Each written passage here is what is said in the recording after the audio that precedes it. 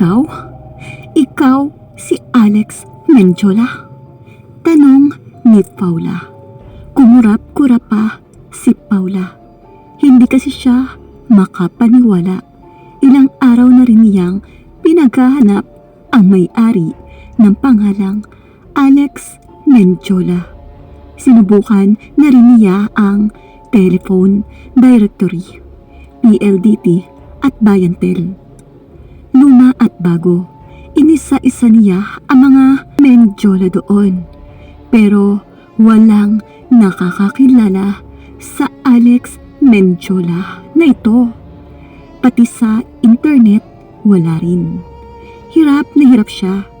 She was about to give up. Pero ngayon nga, parang ibinagsak ng langit. Nasa harap na niya si Alex Mendiola. Mamasa-masa ang mata ni Paula sa galak. Nagkaroon ka ba ng laruang sungka dati? Tanong niya sa kaharap. Ha? Kasali po ba to sa interview? Tanong ni Alex. Weird naman, ganito na pala ang tanong ngayon ng mga taga-HRD sa aplikante. Naisip niya, nagkaroon po, pero bata pa po ako noon, ma'am. Mga 8 years old pa po ako. Hindi ko na nga po alam kung nasaan yun ngayon. Pero marunong pa rin po akong magsungka. Bakit po? Kailangan mong sumama sa akin. Ngayon na. Mabilis na inilapag ni Paula ang mga biodata ng iba pang aplikante sa fast food chain na pinagtatrabahuhan niya. Humango siya palabas ng pinto, tangay-tangay ang sariling bag. Napalingon si Alex sa iba pang mga nasa opisina. Blanko rin ang mga mukha nito. Kaya kahit naggugulumihanan, sumunod siya kay Paula. Lumabas na rin siya ng pinto. Sa tapat ng elevator, naabutan niya si Paula na paulit-ulit pinipindot ang down. Ma'am, saan ho ba tayo pupunta?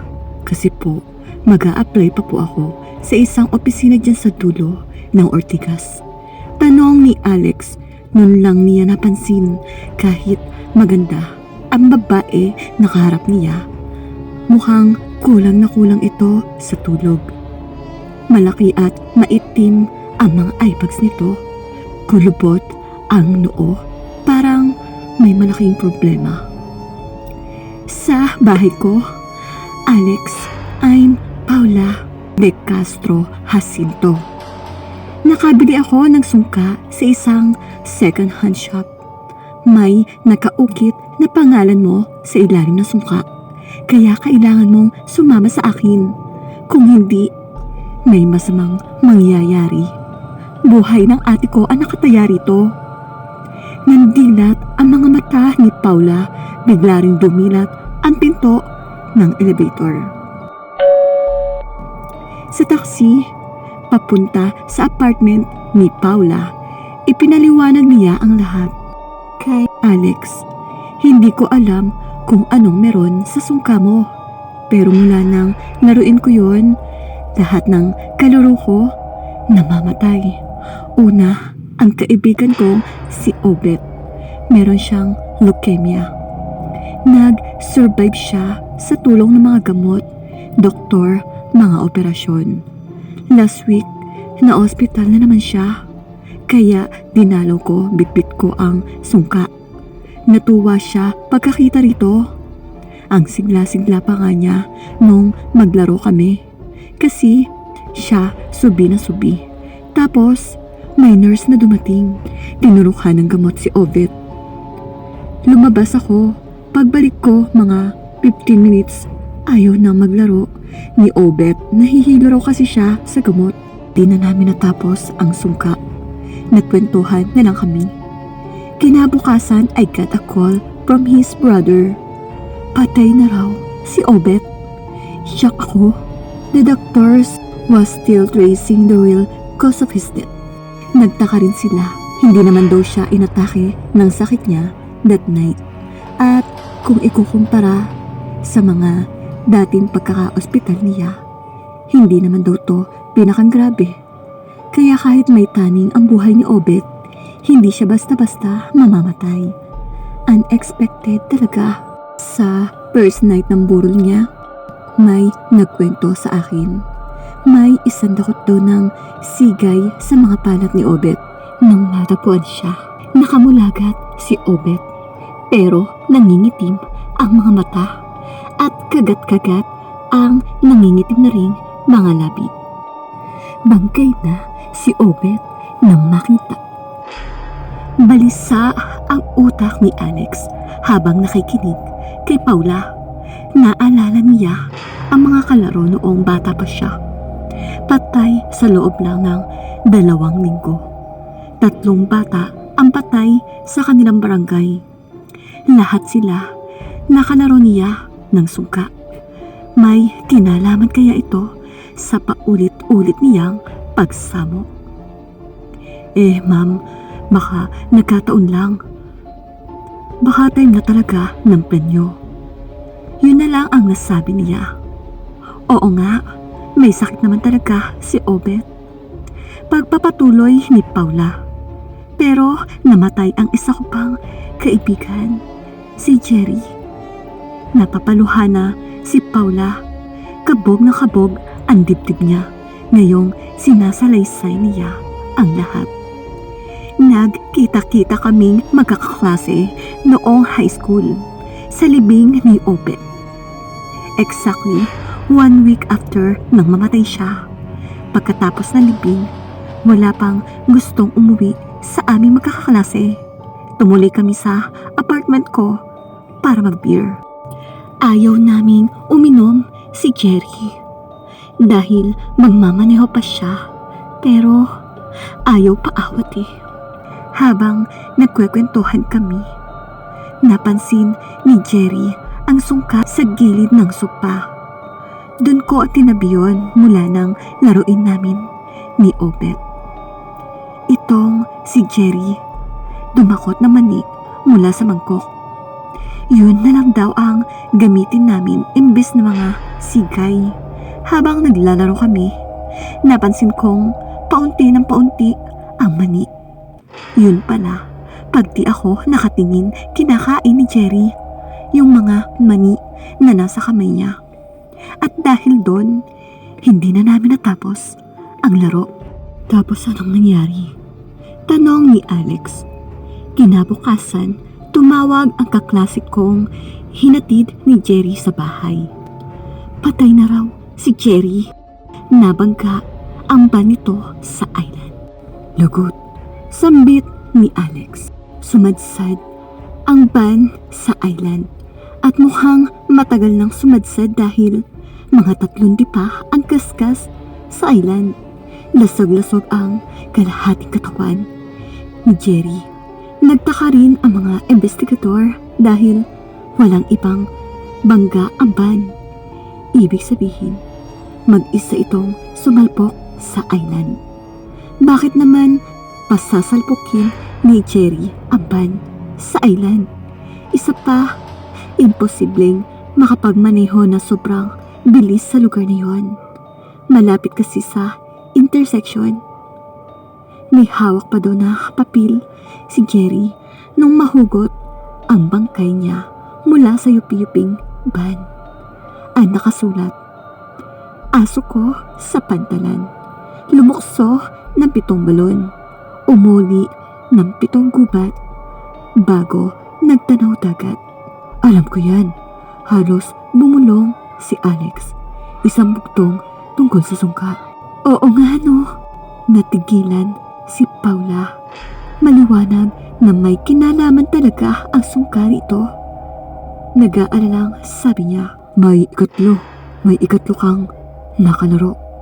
Nangangamba si Alex sa isasagot ni Paula. Si Ate Gina, kapatid ko, naglaro kami na sungka bago ko sagutin ang tawag tungkol sa aksidente ni Jerry.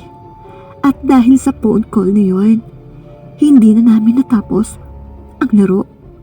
Kutob ko talaga may kung ano sa sungka na to.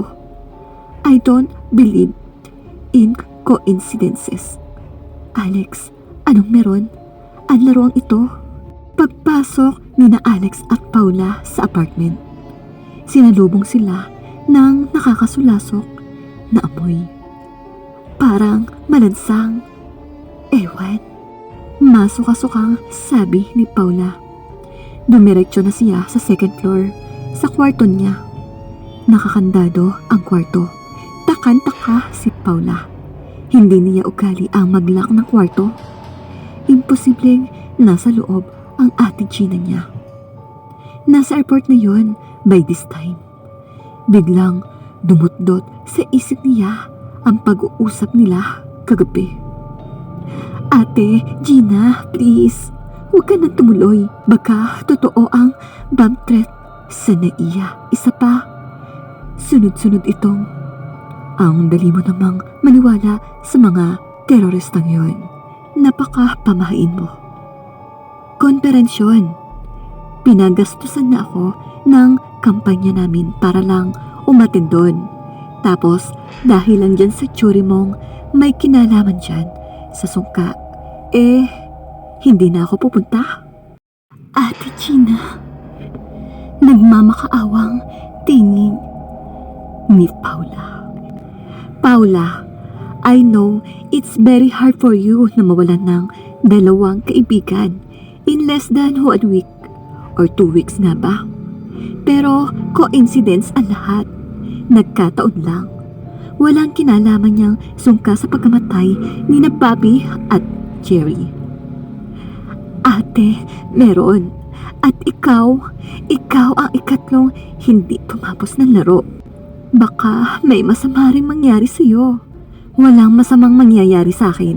Stop it. Paula, mariing sagot ni Gina sa kapatid. Ate, pakinggan mo muna ako. Nag-research ako tungkol dyan. Sungka is not just a game. Noong unang panahon, ang tingin ng mga tao riyan, kanoy of destiny, bangha ng tadhana, or something like that. Tingnan mo, hugas bangka. Napatingin si Gina sa sungka, para nga itong maliit na bangka. Madilim na kayumangki, halos itim ang kulay nito, at may nakaukit na mga ugat at dahon. Gumagapang paikot sa mga putas ng sungka. Luma na ito, mukhang hindi lang second hand, mukhang marami nang nagmay-ari na to. Ginamit ito dati ng mga ninuno natin para malaman ang figure kung gusto nilang malaman kung kailan ikakasal ang isang dalaga, o kung kaya kung gusto nilang malaman kung safe bumiyahe, kumukonsulta sila sa sungka. Sabi sa nabasa ko, nire-represent na sungka ang ayos at paggalaw ng buwan at mga bituin sa langit. Nilelekturan mo ba ako? Yamot na si Gina. Ate, ang pagkamatay ni Obet at Jerry, baka warning sa inyon. Huwag ka nang tumuloy sa biyahe mo. Umakyat na ang panik sa lalamunan ni Paula. Hay nako Paula, ikaw na ang nagsabi. Kung nagsasaad ng tadhana ang sungka, ibig sabihin, wala tayong magagawa. Yun na ang future, di ba? Kung nakatakdang pasabugin ng mga terorista ang eroplano ko, di boom! Ate, naglalambitin na ang luha sa mga mata ni Paula. Natawa na lang si Gina sa nasabi niya. Paula, maaga pa akong gigising. Gusto ko nang matulog. Kumalabog ang pinto ni Gina. Kagabi, hindi nga nakumbinsi ni Paula ang kapatid. Tumuloy pa rin ito. Hindi na nagpahatid sa airport kanina. So, wala si Gina sa kwarto ni Paula ngayon.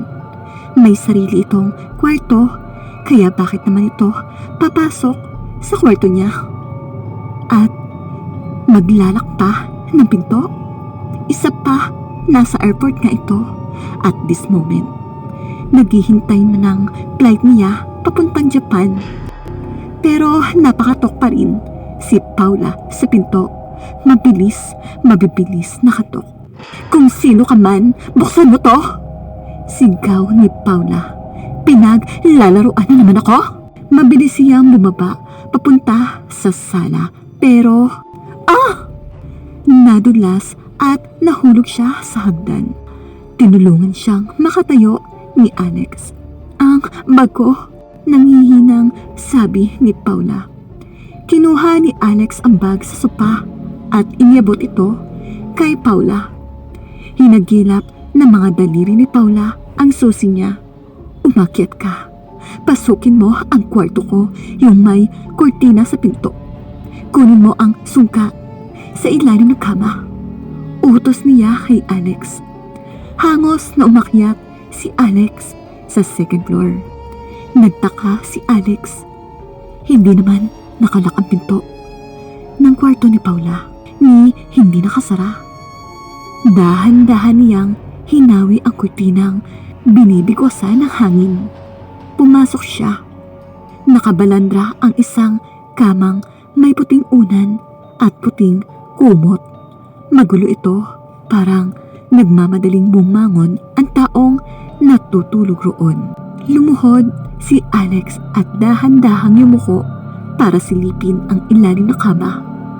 Pero pumikit siya. Baka kung ano ang bumalaga sa kanya roon.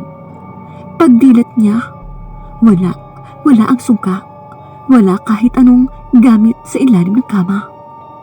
Ma'am, wala rito. Sigaw niya. Namilog ang mga mata ni Paula. Saan naman mapupunta ang sungka?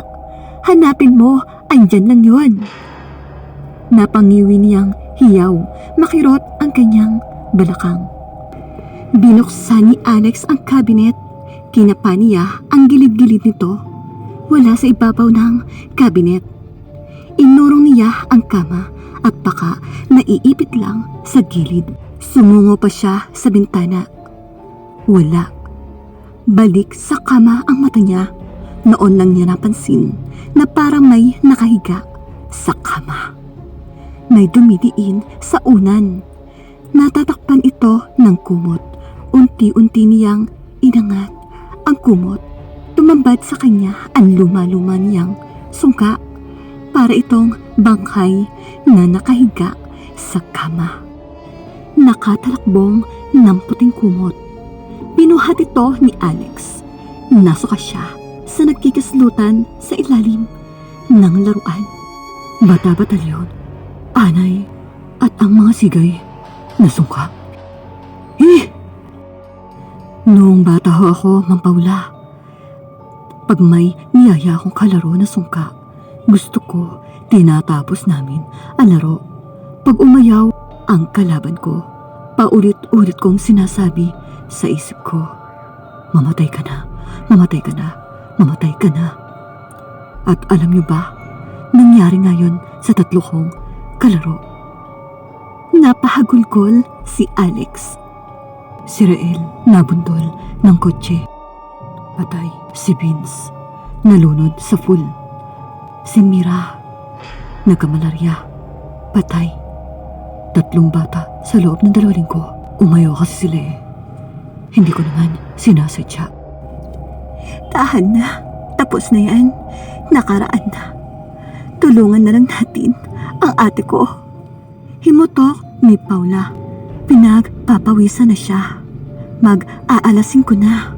Alam niyang nakapasok na ng eroplano ang ate Gina niya. Any minute, lilipad na ang eroplano. Anong dapat natin gawin? Sabay nilang tanong sa isa't isa. Gusto mo laruin natin ang sungka? Tapos humiling ka. Yung magagandang bagay. Yung kabaligtaran sa dati mong hiniling. Baka ma-reverse natin ang sumpang tumatak sa larong to. Suggestion ni Paula. Mabilis na inihanda ni Paula ang mga sigay. Hinugasan na ito kanina ni Alex. Kulang nga pala ang mga ito. Kumuha ka ng mga maliliit na bato sa labas. Bilis, Alex. Labas agad si Alex. Dumakot na lang siya ng mga batong maliliit at dinala ito sa loob. Naghati sila ng bibilangin. 46, 47, 48.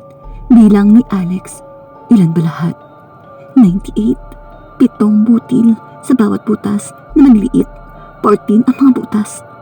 Oo nga, 14. 7 butas sa magkabilang side. Ibig sabihin kaya nito, 7 days at 14. Ibig sabihin, 2 weeks. Manghang-manghang tanong ni Alex. 2 linggo. Sumagitsit ang lagim sa isip ni Paula. Sa araw na ito, papatak ang 2 linggo mula nang mamatay si Obed. Ang 3 kalaro ni Alex namatay sa loob ng 2 linggo. Dalian mo, Alex. Handa na ang lahat. Sabay na tayo tumakot ng butil. Naglaro na ang 2 ng sungka. Parang bumbilyang pinipilit na mag-ilaw ni Alex ang kanyang isip. Ano bang hihilingin ko? Sana walang danger or whatever. Sana walang danger or whatever. Sana walang danger or whatever. Mabilis ang kilos ng 2 mula sa nakakuyom nilang palad. Umiikot ng umiikot ang mga sigay at bato sa mga butas ng sungka. Dakot. Sana walang danger or whatever. Sana walang danger or whatever. Biglang dumilim ang paligid. Halos walang makita. 5:30 pa lang. Ba't ganon? Nagtatakang usisa ni Paula. May flashlight ho ba kayo? Huwag kang titigil, Alex. Keep dropping the shells. Keep wishing. Hiyaw ni Paula. Inapuhap niya ang cellphone sa loob ng bag. Yun lang ang ipang-iilaw nila. Dakot. Sana walang danger, whatever. Sana walang danger or whatever. Namatay ang cellphone ni Paula. Grabe. Hindi naman no ba to? Sadali. Huwag kang hihinto. Babala ni Paula. Bago ito kumapaka pa sa dilim. Hinanap niya ang switch ng pader. Pero wala ring ilaw. Wala pa rin. Brown out? Alex, hahanap ako ng kandila. Please, don't stop. Pakiusap ni Paula. Sana walang danger or whatever. Bumagal si Alex dahil kinakapalang niya ang bawat butas ng sungka. Hindi siya maaaring magkamali. Baka may mangyaring masama. Nakarating sa kusina si Paula. Nabuksan niya ang isang drawer. Natagpuan ng kanyang mga daliri ang isang matabang kandila. Sunod niyang inapuhap ang posporo. Nang kikiskisin na niya ang palito na bali ito. Kiskis siya uli. Biglang humangin naman ng malakas. Parang may dumaang bagyo. Ayaw mag-ina sa posporo. Nanlamig si Paula. Okay lang ho kayo riyan, ma'am. Sigaw ni Alex. Oo, basta huwag kang titigil. Sagot ni Paula. May malamig na hangin na bumatok kay Alex. Napapikit si Alex sa takot pero hindi siya tumigil. Sana walang danger or whatever. Sana walang danger or whatever. Matatapos ko rin to. Sa isip-isip ni Alex. Sa kusina, niyakap ni Paula ang sarili. Nabitawan niya ang kandila at gumulong ito. No! Lumuhod si Paula at gumapang. Kinapa niya sa sahig ang kandila. Wala siyang makita kundi ang walang hanggang dilim. God, please. Tulong ang ate Gina ko. Naluluhana si Paula. Naapuhap niya ang kandila. Tuloy-tuloy lang siya sa paggapang palabas ng kusina. Ma'am Paula, asan ka? Andito ako. Gapang si Paula papunta sa tinig.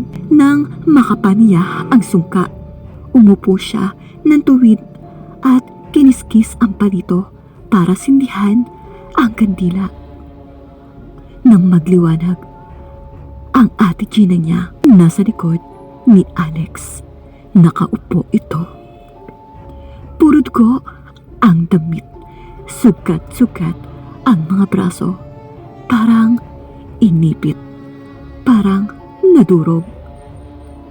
Bakit hindi mo tinapos ang laro?